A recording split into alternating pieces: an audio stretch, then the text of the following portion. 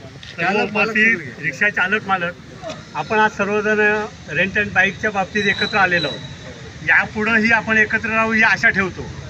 आपल्या संघटनेमार्फत आपण ॲडव्होकेट अजय उपाध्याय यांना आपली वकिली दिलेली आहे, नेमणूक केलेली आहे. कुठलाही प्रॉब्लेम असेल तर तुम्ही स्वतःहून काही करायचं नाही, येऊन एक तर संघटनेला सांगायचं, संघटना त्यांना सांगेल. तुम्ही कायदेशीर कुठलाही कायदा हातात घ्यायचा नाही. उद्या एखादी गाडी अडवली कोणाला मारझोड करायची गरज नाही.